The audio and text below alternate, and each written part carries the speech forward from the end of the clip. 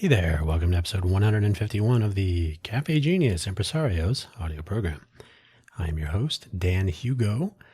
We are recording this at 6:06 p.m. Pacific Standard Time here in Greater Vegas on Friday, January 16, 2026. We usually publish on Fridays, usually earlier in the day. We're on time for next Friday.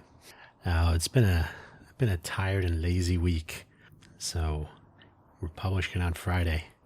We'll call that close enough. Today's title and topic, the title of today's episode is Bootstrap Vegas. If you're not familiar with what that is, we'll introduce that notion a little bit, but hopefully you do know what that is if you're listening to this audio program. If this is your first time listening, or if you're generally not familiar with what Cafe Genius, nor perhaps, the Cafe Genius Impresarios audio program is about, well, Cafe Genius was started in January of 2022 to facilitate some experimental meetups and some general efforts at connecting with, more so as an entrepreneur, myself, and others, connecting with our entrepreneurial innovator ecosystem, entrepreneurial innovation ecosystem, entrepreneur innovator. Anyway. So that was the idea was, hey, we should be able to pursue some of these ideas, perform some investigation, some analysis, some discussion about the way the ecosystem works, and not leave it to them, what they tell us, and so on. Around the time, there was a study going on statewide about the economic situation. This is on the heels of the pandemic and during what was, and then by 2022 was a stepped up effort at economic diversity across the state. So the study was about figuring out where the strengths were, what directions, some recommendations, and so on. So Cafe Genius was started right around then, and we had the Genius Roundtable, which was it 22? Yeah, it had to be 2022. Maybe it was 2023. I don't know. It was a while ago. No, the Cafe Genius, the goal first to start out was a little emergency vehicle off in the distance, was the pitch workout room. That's how we kick things off. Got the ball rolling on the Genius Roundtable. That was where we would have actual entrepreneurs at an actual round table to decide and determine where we should look and investigate and examine and discuss and so on. So that's where things started. We had the pitch workout room, the pitch mingle, we had the Genius Roundtable, we had the meetup collaboratory where we were supposed to be coming up with better ways to have better meetups. That didn't really go anywhere. The Genius Roundtable, I'm hoping to have a second cohort this year to right the wrongs. No, to take what we learned from the first one and actually dive into it more, communities of practice and so on. So that's Cafe Genius. The name is inspired by, or is an homage to, Cafe Centro with two F's, C-A-F-F-E. Cafe Centro was where startups start in the San Francisco Bay Area. It was actually in the city of San Francisco. It was in South Park, which is located across the street from the ballpark. It is now the Oracle ballpark. Everything is Oracle, right? It used to be the AT&T ballpark, and before that, it was, I believe it was the Pac Bell ballpark. I think it was Pac Bell, not Pacific Bell. But when I was working in San Francisco proper, I think it was the AT&T ballpark. South Park, where startups start, at the Cafe Centro. It's where Jack, what's his name? Jack Dorsey. He used to bring his laptop over there and work on Twitter, for better or worse. But some other stuff came out of there as well. Cafe Centro did not survive the pandemic, or it didn't survive much longer after. It didn't survive very long after. Anyway, Genius, from the Genius lunches that used to take place in the downtown project area. I used to participate, even though I was not a part of the startup efforts that were in the downtown project. I was more of a spectator, but because I was the only Intel employee in Nevada, if I can remember my own rap, I was the only Intel employee in Nevada. And I was working in the Maker Innovator Group, and that sounds like it kind of fits into what we're trying to accomplish here.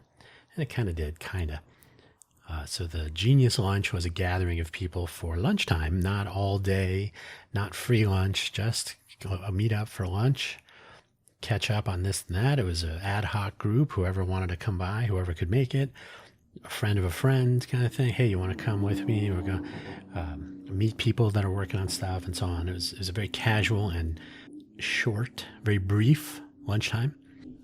Very, very little planning, but very effective. We're trying to get that going again in the modern era. The people of Las Vegas, especially in the first startup scene, are loath to respond or participate.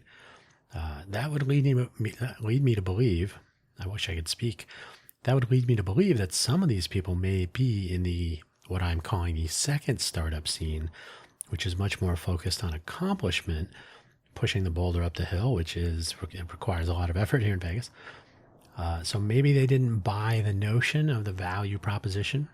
That's entirely possible. So I haven't given up on that, but I need to change tactics a little bit with that and the Genius Roundtable making a comeback. So there's work to do.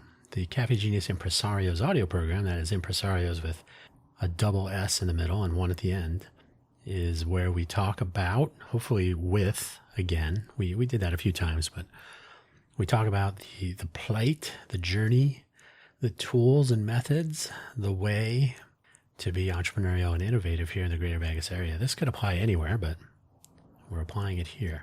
So impresarios, we'll get back to interviewing people one of these days. Today, the 16th of January, we're already halfway through January. Crazy the way things are moving. Bootstrap Vegas, the title of today's episode. Hopefully wherever you found this episode, you're able to locate the episode description, wherein you shall find the show notes and a summary, which is one sentence, which I'll read to you. You would think I would remember how many sentences I wrote, but by the time we're here, I've written a lot of sections with 3 bullet items. So the summary and then the links for today's episode, there is one episode link. So I'm trying to cut down on the repetition between episodes of the audio program links, which are the same across all of the episodes. Hopefully my voice doesn't give out. So let's get started so we can get finished on this Friday evening. Summary is thus: everybody is waiting for the final report for 2025 regarding the Vegas slump that everyone is already reporting on. And if you are waiting for some central planning, advice from above, and a supply-side economy to enable your entrepreneurial innovation journey, we need to talk. The links, the first 2 appear in all episodes. So it's the Cafe Genius homepage, cafegenius.org, 2 Fs, Cafe Genius, no space. The host profile page linking everything, that's my link for my stuff. If there were a guest, you can probably guess what would happen there. Buymeacoffee.com/Dan Hugo. You'll find a bunch of stuff there, links to everything I do in one convenient place. It's been there. So I looked this up the other day and I can't remember, but I think it'll be 5 years in March since I created that page. And Ko-fi.com/Dan Hugo as well, ko-fi.com/Dan Hugo. We'll leave it there for now, but check out that link. You should be able to click on it wherever you found this audio program. We're good. The LVCVA research page, I reference this quite a bit, so if you are not familiar with this already, maybe you are new to this program. So the Las Vegas Convention and Visitors Authority research page has a whole bunch of numbers. So just lvcva.com/research will get you there, I think. The www may be optional, don't know. But there's a link for it, so you don't even have to worry about it. You will find a host of numbers there. They love posting their numbers, but do be aware those numbers are about conventions and visitors. So they tell some of the story. People treat them as though they are the story, the numbers. For some they are. It's hard to say. Now let's get started so we get finished. First, we'll make this quick. I don't want to harp on this too much because it is the favorite topic of just about any content creator you come across lately here in Vegas, including mainstream media like Fox News and national and international media. They're watching the Vegas economy to see what the rest of the world might be headed into. There's some some justification for that view. But basically everybody is looking, watching. Everybody is reporting on the decline. I recently saw headlines. It may have actually been on Fox News, Fox local affiliate. I don't really remember, because when I realized what they were doing, what they said was the LVCVA is out with their year-end data. And they said there were 35 million visitors. And then if you keep reading, you'll say, now this is only until through the end of November. The actual, so they basically are looking at that research page. They look at the tourism data, and then they look at the year to date. So it's not year end, it's year to date. So if you can find year end, right, for 2025, there will be an actual report, if I'm not mistaken. It's been a year, but there will be an actual final report. So they do the month over month well, actually, I mean, you can compare month over month, but they do year over year per month automatically. And then so they say this time last year, and then they say year to date total if you want to select that.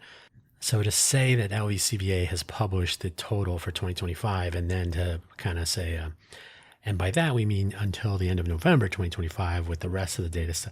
Okay, so they hand wave that 35 million through the end of November 2025. I'm rounding, so I think it was 35.2 or something. 35 million. And year to date November 2024 was 38 million, I believe. I'm not looking at it right now, but you can look at it whenever you want. The important part, though, is they're reporting on it as though it's the total, but it's not. Okay. The full 2025 report will come. I've been thinking about maybe a total 7% down from the alleged 2024 total for the year of 2024, 41.7 million reported visitors. Now, during the summer slowdown, I think it was the summer slowdown. And I said this back then, everybody's calling it, we're done. Vegas is dead. I said, I would rather wait until the end of the year when they'll publish the final and they'll do a little bit of analysis and executive summaries and all that. So I'm still on that page. And so during the summer, it was like 11%, 9%. So I was like, if it's 10%, that's going to be like 36 million for the year, if that's the run rate. But now I've kind of, I'm looking at 7. I mean, if we had a good New Year's, that's calling it right at the end. But yeah, I don't know. I think 7%, 7 point something maybe. See, and this is just a seat of the pants. I don't really have anything other than what I've been watching and seeing and hearing and so on. But if it's 7% down from 2024 total of 41.7 million visitors for the year, those are not necessarily unique visitors, by the way. So it could be one person that came 41.7 million times. Then my guess will be about 38.8 million for 2025. And that's my guess. Intuition. I don't have any insights otherwise, other than the same numbers you can see there on their site. I'm actually not sure why everybody's reporting on 2025 for November total. Just to get the headlines, I guess. They're not waiting, but maybe it's some slow news days, nothing going on in the world, I guess. So sure. Whatever the final total is for the year, there are some other numbers, mostly geared towards gaming revenue, hotel room occupancy rates, convention visitation versus other types of visitors who are here for entertainment or the other parts of that fun economy, trademark. And those are just the numbers that they track for conventions and visitors. Things like that, so on and so on, right? Gaming and I don't know if they do attendance to different venues, like the Las Vegas Sphere will probably report stuff on their own. You can do a little data fusion, come up with some ideas. And remember, this is from the LVCVA, so that's why they focus on, conventions and visitors. And air traffic, right? How many people flew in versus how many people drove in. I think the cars, apparently they look at border crossings at California-Nevada border. I don't know if they separate. I got to look. The data's there. I don't know if because the number that they publicize on the research homepage is border crossings, California-Nevada. I don't know if they separate out, like if that's just one number, the big number, Arizona, Utah, right? Who people are getting here in different ways. And I also don't, that's Vegas, but who comes in through Tahoe and maybe drives down? I don't know if that's very common, but anyway, so some of these numbers may be simplified, or maybe the devil's in the details, as they say. So we'll see. I will let you think about that. The fact that I totally skipped one sentence about the fact that in order to counter the summer slowdown, the LPCPA started driving a promotion where they were offering room discounts for book a room and save them, save on fees, no free, whatever, September, whatever it was. So these various promotions were discounts on rooms and other perks. And when they were doing this promotion, and I cannot remember what it was called, the news, the headlines in our local news was that we're getting a lot of web traffic. So they were very encouraged that they were getting a lot of hits on their website, wherever they were promoting this. There's a couple of different places where they do some actual branded outreach and so on. So I'll let you think about that. But you know the saying, when all you have is a hammer, everything is a nail. So if all they can do is offer lower prices temporarily, that's what they're going to lean into. They're not looking at visitor experience. They're not looking at the nickel and diming effect. And obviously there are some things that they have been talking about in the local press and elsewhere, the general state of the economy, some international travel issues, some issues with Canada specifically. Canadian visitors make up a substantial, sizable chunk of our international visitors. I will also point out, I saw an early number. I don't know if it's been audited yet. I saw an early number for CES was right around 142,000, I think it was. This is about the same as last year, which is probably encouraging, as in CES 2025. It's probably encouraging that it didn't go down, but we are coming off high numbers of like 180,000. So it hasn't really recovered from the pandemic. I talked about this in a previous episode. I think I must have at some point. 2021 was a virtual CES, so that one really did, that'd be hard to count. 2022, I think the number was around 75,000. It was the first year back from the pandemic lockdowns and so on. It was a ghost town. It was actually almost a little bit depressing to go there. 23 was a little bit better. 24, 25, they've been right in the 140-ish, 130, 140, I think. So yeah, we're not back to former glory, and CES is like the anchor. It starts off the year. It's been traditionally a very popular show with good turnout. So if we use that as an indicator, we may be in for kind of the similar year, but that's a super, super hard extrapolation to make, to be honest. So the bigger picture though, and the one that should have you concerned, I'm assuming my audience is mostly entrepreneurial or innovator, or both, entrepreneur, innovator. I'm just going to mix those syntaxes together, is where the attention of the likes of city and county governments and then the LVCVA, the LVGEA, the UNLV Office of Economic Development, and then there's the Lacey something. They do economic research under that umbrella, I think. Lacey Institute, is that what it is? I should look that up. I've talked about them specifically, yet another study, which I did not agree with their methodology. The GOED, of course, the Governor's Office of Economic Development, and others. Where are they pointing? They're definitely pointing. They got that whole economic diversity plan for sure. That push is real, and it's still happening, and is arguably about establishment more than the not so commonly heard next Silicon Valley or maybe Hollywood 2.0 chants from not long ago. Those seem to have, I think everybody's kind of got the message. And I've been saying this for a couple of years now. I first heard that, we're going to be the next Silicon Valley. And I was like, nah. I spent something like 15 years in Silicon Valley, the real one. We don't have that. So I've been advocating for rather than trying to be somewhere else, try to be a better Vegas, try to be better at what we're trying to do here. The Hollywood 2.0 stuff, I think, is losing some energy right now. I mean, if you watch the headlines, the Warner, Netflix, Paramount battle going on. The Hollywood economy is a little odd and in contention. And then the what do they call it? The film bill, I think. The studio bill, whatever. There were some tax incentives and some other work diversity program, like what do you call it? A vocational program for worker diversity in the Vegas area, so that they attached a few things to the tax incentives in one version. Neither the Assembly bill nor the Senate bill from the most recent full session got any sort of endorsement or even a it's not so bad. That they didn't even get that from a independent third party assessment of the viability of the bills as far as economic impact and so on. So at the end of the day, they failed. And then there was a special session. They tried to get those through again a couple months ago, and no.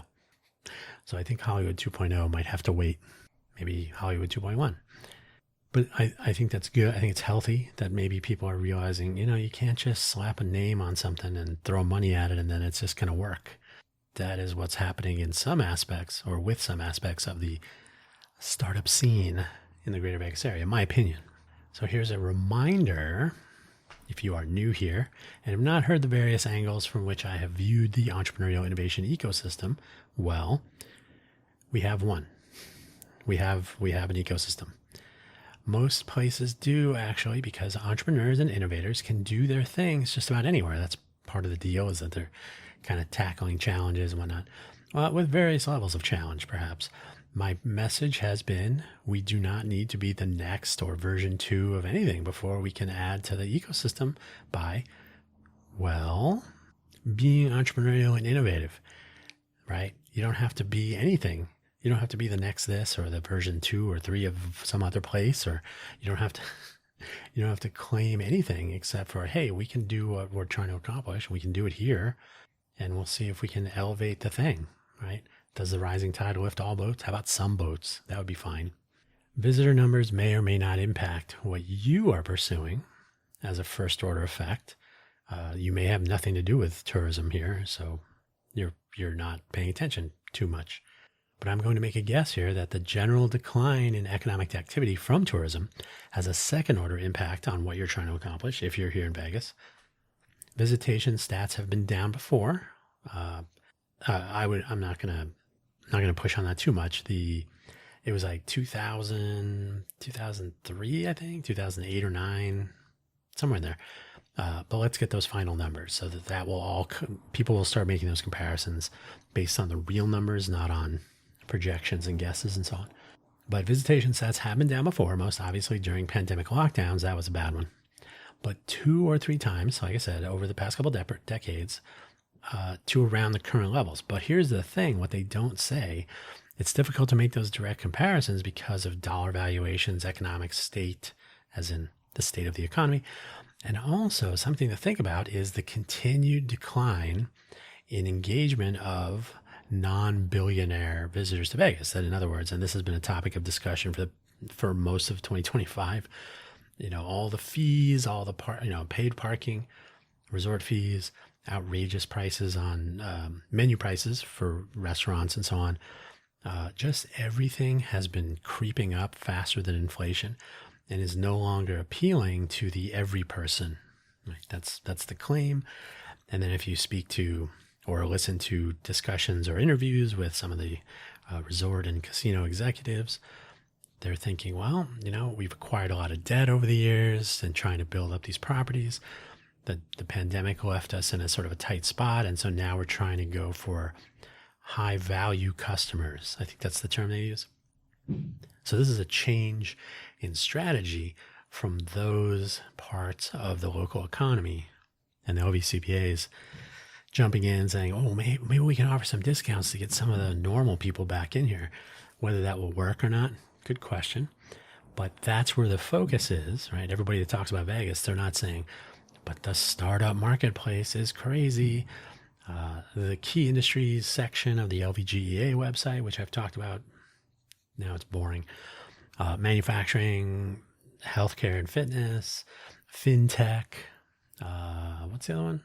Sustainability better be on there, because it's, I think sustainability and manufacturing kind of go together. Water conservation, that's a big thing here in Nevada, which is underplayed usually. Should get more attention.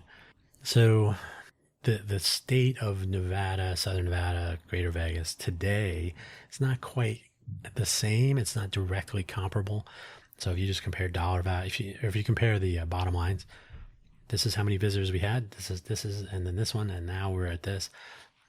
There's a lot of stuff to consider in there, and that kind of gets left out of the casual reporting.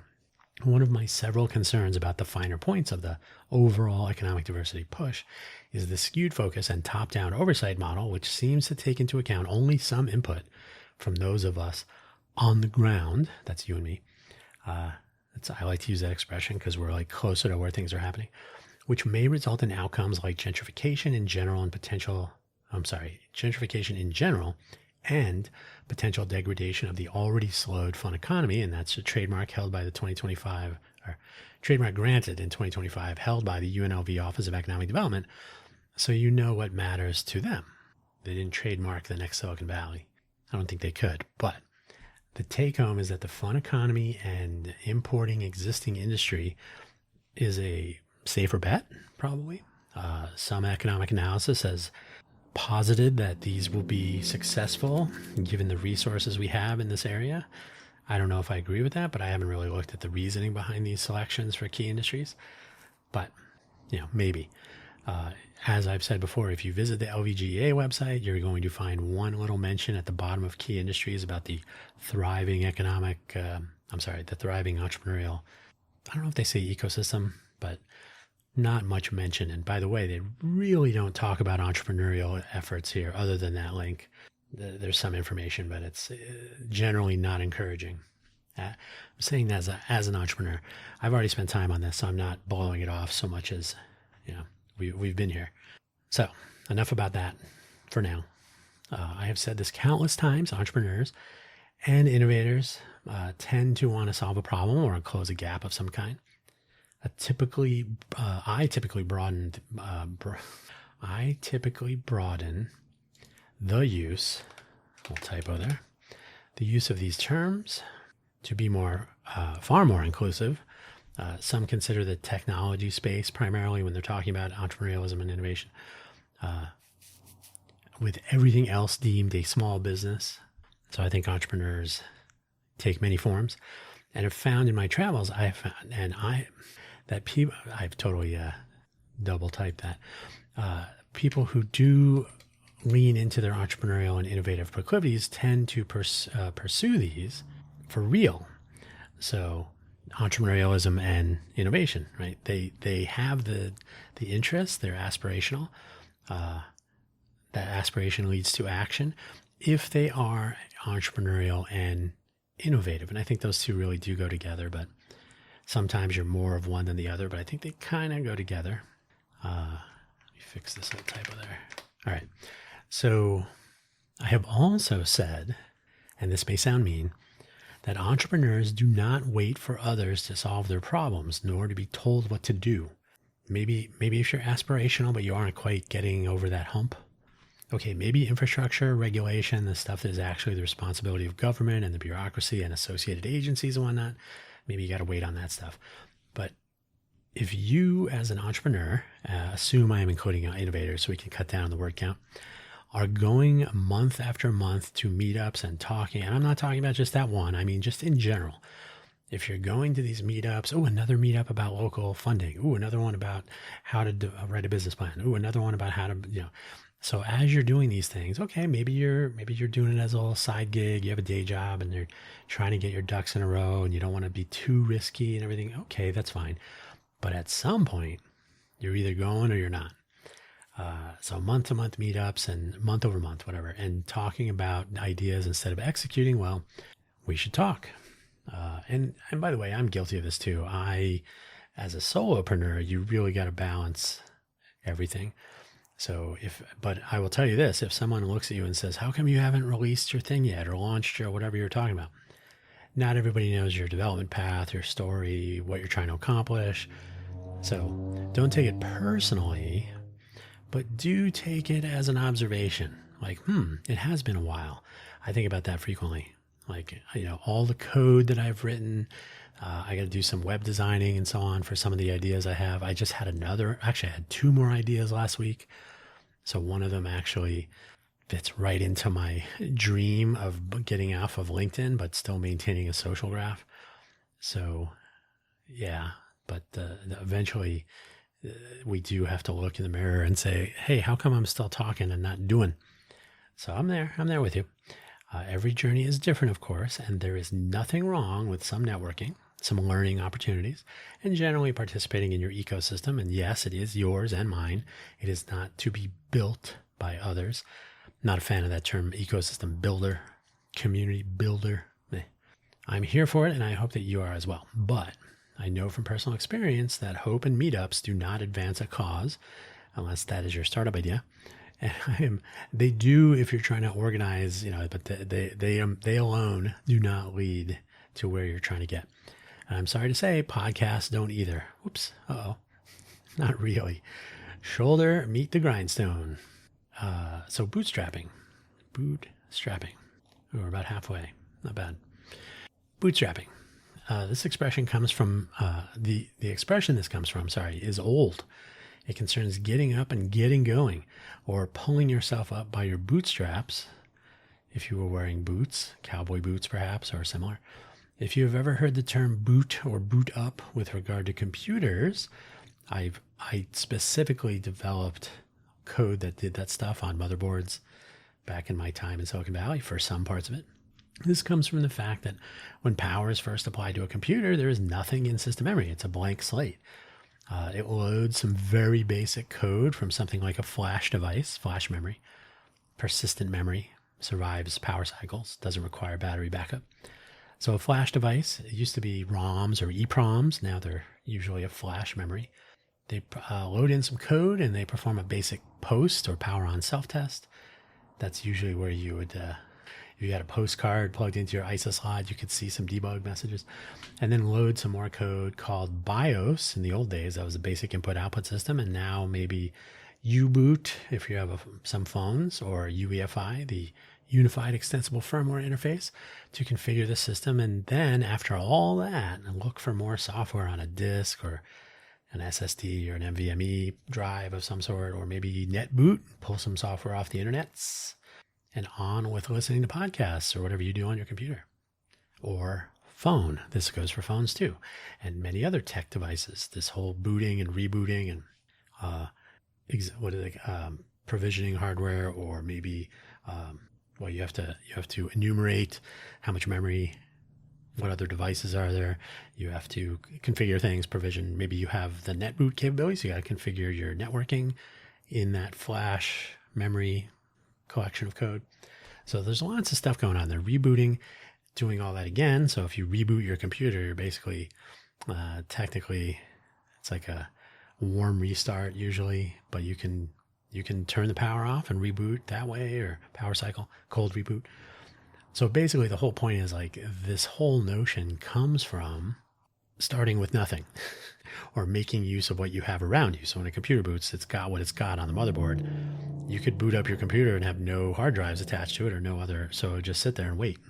But the whole idea is starting with what you have and going from there.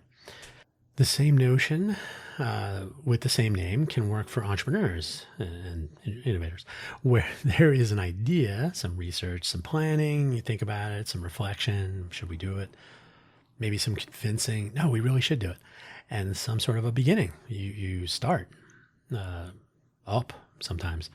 The implication is almost always getting the idea moving without looking for outside funding sources. That's usually what's meant by bootstrapping. Only going with what you have with you, like the computer version, so you can bootstrap your startup.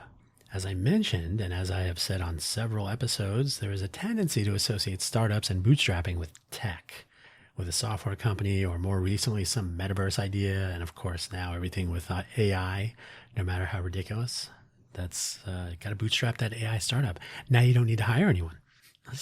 You don't even have to know what you're trying to do. You just tell AI to come up with something. I hope not. The startup scene is all about tech and bootstrapping your startup in Vegas. So that's what that's all about.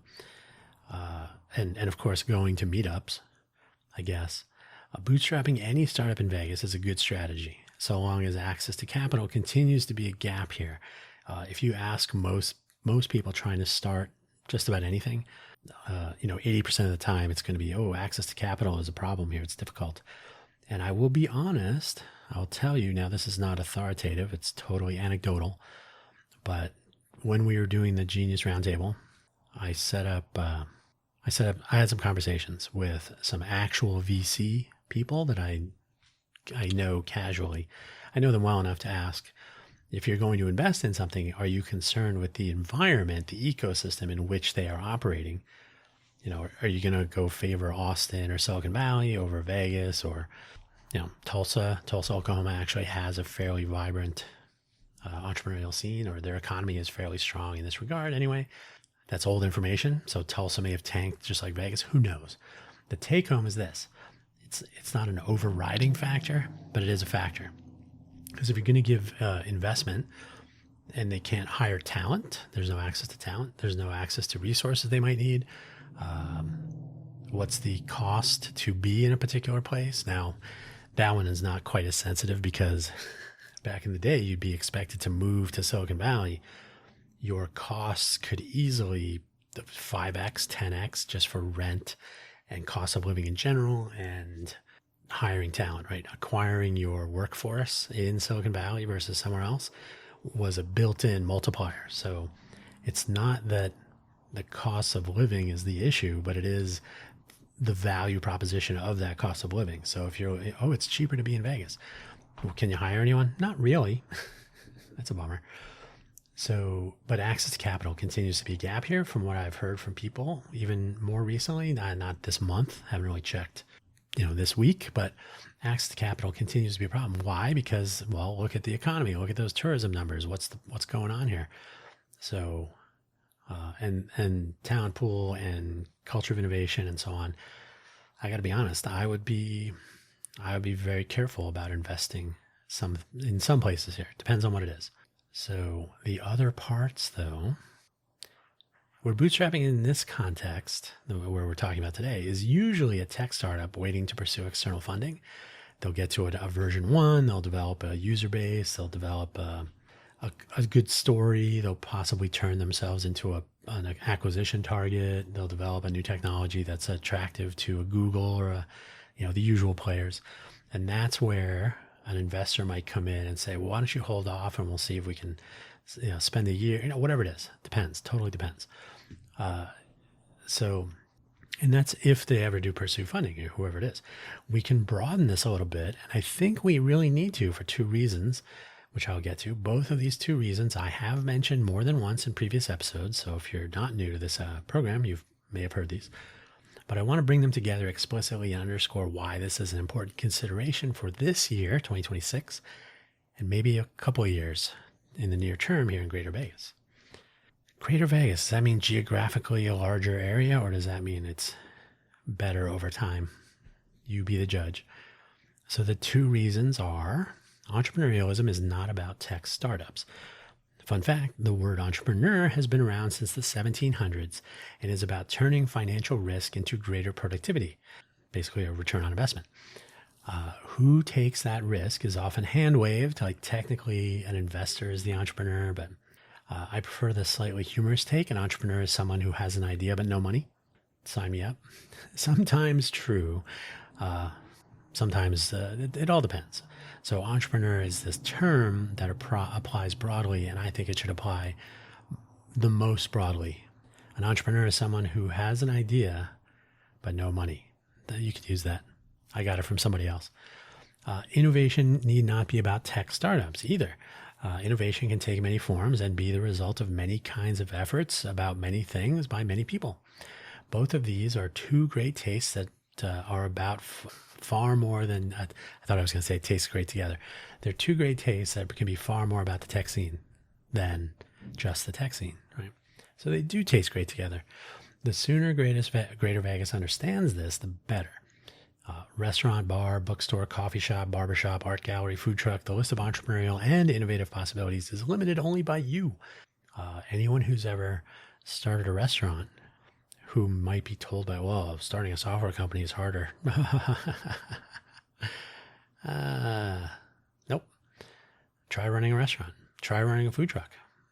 Everything has its challenges. And if you're willing to risk your sleep schedule and your time and your financial security going for that greater productivity, that return on investment, why are you not an entrepreneur? So I've never bought the notion that, oh, entrepreneurs, that's software companies or whatever. Nope, nope, nope. And innovation, you can be innovative in any number of ways that are not software, right? If you want to know, you want some examples of those, think back to high school physics. Remember those simple machines? Are those technology? Okay, sure, you're applying physics. But inclined plane, anybody?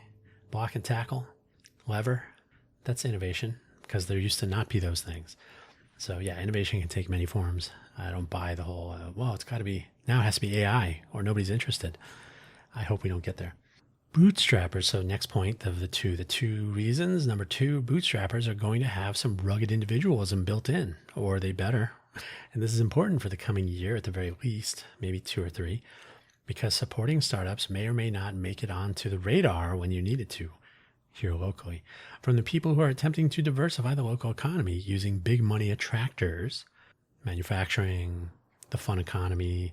Look at, the LVGEA was, I don't know if you know the term glad handing. They were shaking hands after inviting a lot of executives to Formula One. I think it was last year, 2024, the good year when they had the Super Bowl. Right? Did I get that right? Correct me if you want. There's and we heard it. We read about. Oh, there was a lot of guests in the VIP box, getting a lot of handshaking and a lot of talking about deals and so on. I don't know if the LVGEA has made it clear or had made it clear back then. But I'll tell you something about Vegas. It can be distracting. So I don't know if telling people how, look at all this fun we have here. We have an entire trademarked economy built on it. Your employees don't even have to go to work. They can just spend all the, see, I don't know how that pitch goes over. I'd be curious. But, remember, extraction economy, which is basically what we've had since we've been a state, 100 years. That was it 1864, so more than 100 years. Extraction economy is what powers, what the powers that be are used to. So they're not really thinking, ooh, how can we cultivate an entrepreneurial ecosystem? They're thinking, how can we move companies in here so we generate revenue in our economy so that we can show improved numbers, right? Tell me I'm wrong. So bootstrapping your idea is something that you should try to accomplish. That is the first thing. So I'm gonna tell you that's what I'm trying to do. That's what you could try to do. And it doesn't have to be the only thing. Having more than one iron in the fire, as the saying goes, is a good idea, maybe a great idea. And I don't mean gig work, which is often a game to take advantage of the people who need that work the most. Don't even get me started on Uber. The reason to look and food delivery, DoorDash, and all that, no, just say no. The reason to look in that direction, though, has to do with decisions and direction from the top, which is where we can close today's episode. I've literally all week, last week, as recently as yesterday, I think, there are YouTube slop videos, like There's Not a Person. They're headless videos with just footage of, different parts of Vegas, the Strip, Fremont Street, so on. And they're making about, here's the 5 reasons that there's no layoffs and why it's not a good idea, or here's the 10 things that are dying in Vegas, whatever. So they're very, very upbeat and optimistic, but they're basically focusing on the hospitality and service industry, which is fine. Those people do power the fun economy, so they deserve to have like a living wage or, to be treated fairly. That would be nice, wouldn't it? So why are there no layoffs? And we do have a very high unemployment rate, but apparently I did not prove this, so I'm just throwing this out there as something I heard on the street. They just reduce hours, and of course that's not uncommon, so that is not out of the realm of possibility. Reducing hours, you may not have to pay benefits. If you had to at 40 hours, you may not have to at 30, whatever the rules are. So they drop people's hours down. That means that people working at these companies still have a job, so they don't count as unemployed. So they're not entitled to unemployment benefits and so on. But they also are not increasing the unemployment rate for the region. So we're doing okay then. Everything's fine. There are other anecdotes about maintenance and other upkeep. Hiring and paying security personnel on Fremont may have been cut. So there's safety issues. So there's all kinds of things. These are all anecdotal, so I don't have any I don't have any data to point to right now, but through the year, we'll hear more about this stuff directly. That's the plan anyway. So if we have people making decisions about how much money to spend on security or upkeep, maintenance, or how many hours to give people and how much to cut to save money, those people have less money to spend. There are fewer people working the security jobs. There's less personal safety involved in tourists and even locals visiting places. Now those people who are working in those places where fewer people are visiting because they feel unsafe, or they're getting fewer hours getting paid for fewer hours. So those people are now, even if they're local, they're not spending as much money because they don't have as much money to spend. So now that secondary effect is local businesses who might cater to local residents are now seeing a reduction. And we've already seen restaurant closures. Those get a lot of attention. The local media presence, what we have right now, is not good at following entrepreneurs, except for restaurants. Sometimes bars get a better shake, but restaurants. So when Ocha, a Thai restaurant that I believe was in business for 36 years, had to close, they wanted the story, and they, it's because we don't have enough customers. We can't pay our rent and pay our employees. That's it. So they had to close. So this is why I'm concerned, and you need that rugged individualism to say, well, these decisions that all those acronyms are making, they're really concerned with macro. They're really concerned with revenue totals. They're concerned with tourism, total visitor counts, occupancy rates, gaming revenue, right? They're looking at these big numbers, and they're looking at the macroeconomic effects of these things. They're not looking at what's going to happen to the startup community? What's going to happen to restaurant owners in the arts district, right? Those are left to people who are actually more concerned about those things. Now, I'm not saying they're evil. I'm not saying let's shut those down. But I am concerned that they're paying much more attention to the larger picture, which is their job. That's fine. But there has to be some awareness that the decisions that are made, and all this YouTuber coverage, Not Living in Las Vegas is one of Jacob's Life in Vegas. Who else? There have been a few who have been really hammering on, what's going wrong. Don't even come here. People don't come here anymore, etc. But you're a small business person. So you actually, yes, you make your money because you're wandering around with your cell phone shooting video of tourists. So there's no tourists. There's fewer things to snap videos of. But the take home is the real impact is not on YouTube creators, but people with small businesses and entrepreneurs who are getting screwed over by the second order effects. That's my theory. So let's go bottom up, please. Decisions right now are apparently, and I always hope to be wrong about these sorts of things, with LVCVA pushing for more fun economy and LVGEA pushing for potential gentrification in the form of those key industries and drawing big existing companies to move or establish a presence here and then hire. If you can't hire here, you got to bring talent from somewhere else. Neither pushing for small business as far as I can see. I'm not saying they're leaving them out, and I'm not saying that they may actually be looking at small business over entrepreneurs. Entrepreneurs don't necessarily generate revenue for a while, so that's not as interesting perhaps. You got to place your bets, and if gambling was legal here, they might consider that. The Vegas Chamber hand waves a little bit of support for small business, and I think they do lean more towards small business. They really want you to be a member of the Vegas Chamber, for example, and that's not free usually. So I just don't see much for the so-called startup scene coming from the powers on high, as I say, which may be that in name only, the startup scene. I don't like that term. When we get right down to it, entrepreneurs are not getting much, not really, except for some bragging now and then about the potential, the vibrant startup scene. Maybe some go-ed money. The lieutenant governor, Stavros Anthony, had a small business center of some sort that was trying to be helpful in Southern Nevada with regard to, is kind of like SBDC, but local, right? State funded. That's dead. Because those state funds were coming from federal funds. Federal funds were killed off in January, so that's done. I've talked about this in a previous episode. It's no longer around. Oh, I talked about it because they were still a sponsor of the Global Entrepreneur Week, which got zero coverage in any local media because Formula One. because we know what's important. Important. I make fun of how people say that now. People seem to leave out one of the T's. Important, important, important, important. I'm troubled by the halo effect. I've talked about this quite a bit. If I can share a personal experience, when I was in the real Silicon Valley back in the day, city of Sunnyvale, where I lived, was happy.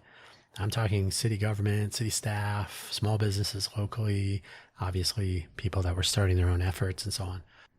We were right in there in Silicon Valley. They were happy to be supportive of local entrepreneurs shooting their shot. I'm actually impressed looking back and comparing to now at how willing they were back in Sunnyvale to take meetings, respond to outreach, and participate, or at least be supportive where they could in ideas. It is as though they understood that the culture of innovation, which was very apparent across a lot of Silicon Valley, could lead to all manner of success stories. That saying no, or as we do here in Vegas, ghosting people, would not continue the journey along that path. Sunnyvale wanted to be a part, and they did a pretty good job, in my opinion, for being a small, relatively small city in the larger picture that was Silicon Valley, or it still is. I don't know what the current population is. They grew to over 140,000. There's a lot of stuff going on. Sunnyvale is a totally viable part of Silicon Valley, so it was good. It was either a good experience or led to a greater disheartening experience here in Vegas by comparison, to have the ability to walk into the city manager's office with my Zoom microphone. Oh, you want to record a quick podcast about doing business in Vegas? I'm sorry, in Sunnyvale, doing business in Sunnyvale, or some other government issues, or the the parcel tax, or I just could get anything. They were happy to be engaged and talk about ideas. We changed the rules about where food trucks could operate in Sunnyvale, thanks to interaction with the planning division. So yeah, all kinds of stuff for a small town that actually was a part of the future, really, when you think about it. If you haven't heard, and this is the final point, where is the final bullet item. If you haven't heard them, and by the way, before I get away from this, the halo effect, which I mentioned earlier, that means you assign credibility or some sort of celebrity to a person, and those are the people who get attention, is the people with the halo. So how did you get the halo? Well, I don't know. I knew somebody. And I've seen far too many cases of the halo effect here in Vegas where the person wearing the halo is an idiot. That why does that person get front of the line? They don't know what they're doing. They're essentially lying about some things. They're trouble. It's the way it works. What do I got to do here? Donate a couple of Cybertrucks to get any attention? Final point. If you haven't heard them, more than a few episodes of this very program that you're listening to now, so wherever you found it, that's where they are, have been about bottom-up entrepreneurs and innovators getting more involved directly in understanding and steering some of the efforts, or at least advocating for better thinking with better ideas. Right now, when people complain about Formula One, it's usually just complaining, shouting into the wind. So structured reflection, introspection, gathering opinions, gathering the numbers. Yes, you can show up to a city council meeting or what do you call it? Clark County Commission meeting, and you can voice your opinions. You may get on the news. That was happening with the Formula One class action suit. That was a couple of years ago that got settled silently.